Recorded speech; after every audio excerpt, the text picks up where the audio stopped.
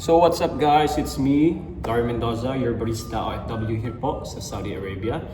And ayun, medyo sinisipag na ulit tayo mag-edit or mag-video or mag-vlog. So ako po ay barista po dito sa Saudi Arabia, and then yun, medyo nabigyan din po tayo ng pagkakataon na magturo sa isang training center po dito sa Al Khobar, which is under Comsapil po. So aside from pagiging barista po during weekdays, so ayan po, every Friday po nagtuturo po tayo ng basic barista. So shout out to all my students from batch 1 to batch 2 last 2025, tas ngayon batch of 2026. So itong video na to ay ginawa ko para hindi magpasikat or what.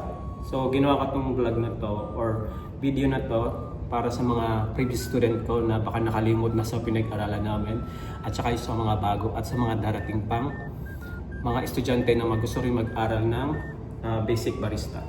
So yun guys, so maraming kino-consider pag nag-barista ka. Hindi lang yung basta pupunta ka ng shop para maggawa ng kape, ganun. Hindi ganun. So may mga standard or parameters na sinusundan. So ano ba yung parameters guys, especially sa espresso parameters? So sa espresso parameters guys, ano muna natin? Ano nga ba ang espresso parameters? So ang espresso parameters po pala ay ito yung sukat or settings na ginagamit para makakuha tayo ng perfect shot of espresso. Kumbaga ito yung target mo na dapat ma-achieve mo. Kumbaga goal mo sa pag- ayun. So under the espresso parameters, dapat kino-consider dyan yung yield, yung coffee in.